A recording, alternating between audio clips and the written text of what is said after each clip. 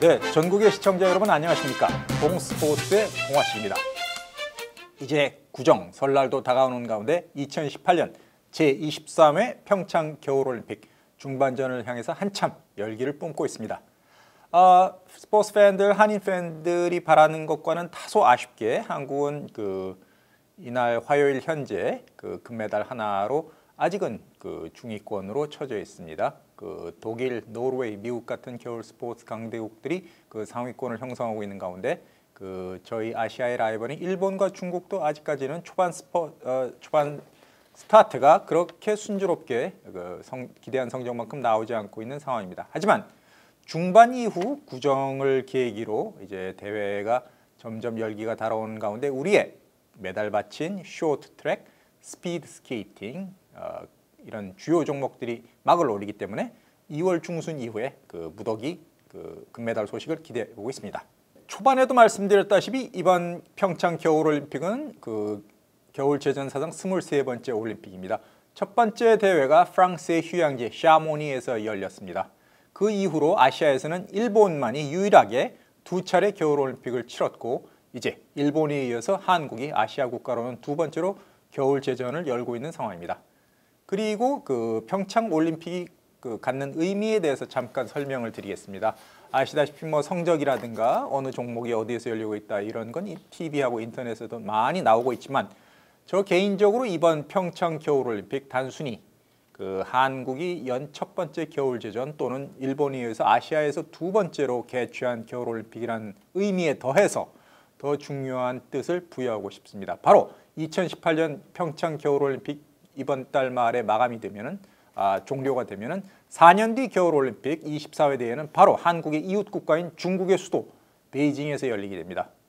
보통 국제올림픽위원회 IOC에서는 올림픽을 개최하는 데 있어서 대륙 순번 순환 원칙을 두고 있습니다. 즉 아시아에서 올림픽이 열리면 4년 뒤 대회는 최소한 다른 대륙에서 열려서 겹치는 걸 막아야 된다.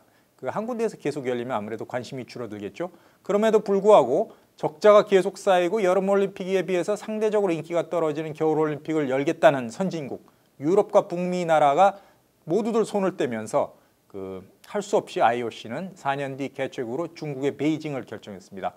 중국의 베이징은 2008년 여름올림픽에 이어서 2022년 겨울올림픽까지 세계에서 유일하게 여름과 겨울올림픽을 한꺼번에 연 첫 번째 도시가 되는 영예를 안게 됐습니다. 그래서 이번에 평창에도 많은 관계자를 보내가지고 유커들 관광객들도 많이 왔지만 대회 조직 운영위원회의 노하우를 배우고 있는 중입니다. 아직까지 중국은 겨울올림픽에서 한국은 물론이고 일본보다도 못한 성적으로 뒤처지고 있지만 잠재력 하나만큼은 무시할 수 없는 나라로 파악됩니다.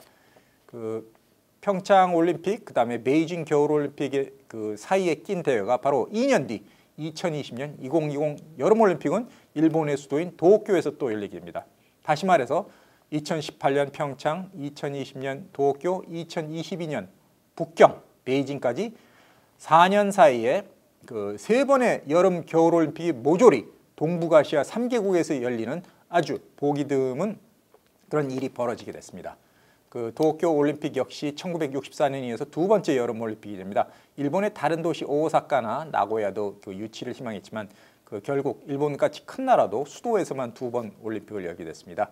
나고야는 아시다시피 1988년 서울과의 투표에서 52대 27로 참패해서 올림픽 유치권을 서울에 양보한 바 있죠. 그때 이후로 나고야는 이제 일본 제3의 대도시임에도 불구하고 올림픽을 다시는 치르지 않겠다 이렇게 선언한 상태입니다. 선동열 투수가 주니치 드래건스에서 활약했었죠. 나고야 도시가 그래서 많이 한국인들에게도 알려졌지만 도쿄에서 2년 뒤에 여름올림픽이 열리면서 이제 아시아는 여름 겨울제전을 모조리 한꺼번에 유치하는 그런 스포츠 강국으로 발돋움하겠습니다.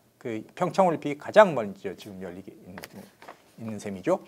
그리고 올림픽과는 다른 대회지만 2022년 베이징 겨울올림픽이 끝난 4개월 뒤에는 2022년 6월에 역시 아시아 서쪽인 중동의 카타르에서 월드컵 축구가 열리게 됩니다. 올해 6월 달에 러시아에서 월드컵이 열리죠. 그리고 4년 뒤에는 카타르에서 월드컵이 열리는데 아까도 말씀드렸다시피 한국, 일본, 중국 순서의 겨울, 여름, 겨울올림픽에 이어서 그 카타르에서는 월드컵 축구 이벤트가 또 열리면서 4번의 주요 세계 최고의 올림픽과 월드컵 이벤트가 그 2018년에서 2022년 4년 사이에 4번의 주요 대회가 모두 아시아에서 열리는 스포츠 아시아 프라이드, 이런 그 전대미문의 그 경사가 벌어지게 됐습니다. 한국은 아시아에서 그 일본에 의해서 유일하게 그 스포츠 이벤트 그랜드 슬램을 달성하게 됐습니다. 이번 평창 올림픽을 잘 마치게 되면은 여름 올림픽 30년 전에 서울에서 개최했죠. 이번에 겨울 올림픽 개최했죠. 그다음에 16년 전 2002년 한일 월드컵 공동 개최로 월드컵 축구도 개최했습니다.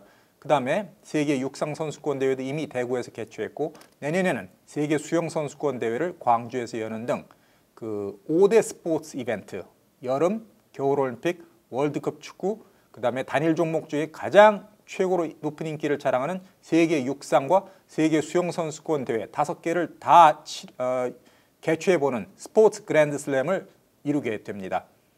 아시아에서는 그 일본이 유일하게 스포츠 그랜드 슬램을 이룬 나라로 기록되어 있는데, 아시아에서 두 번째로 한국이 이 같은 그 위협을 달성하게 되고, 전 세계를 통해서도 한국, 일본을 빼면은 4개 나라밖에 이런 그랜드 슬램을 달성한 나라가 없습니다. 심지어 스포츠 강국인 미국과 캐나다조차 한국보다도 못합니다. 그랜드 슬램을 아직 이루지 못하고 있는 그런 상황입니다.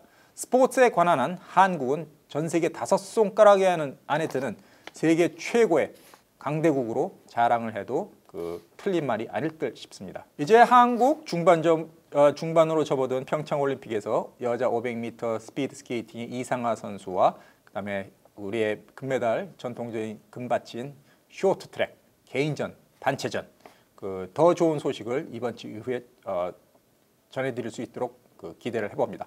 저는 다음 주 이 시간에 다시 뵙도록 하겠습니다. 시청해 주셔서 감사합니다. 고맙습니다.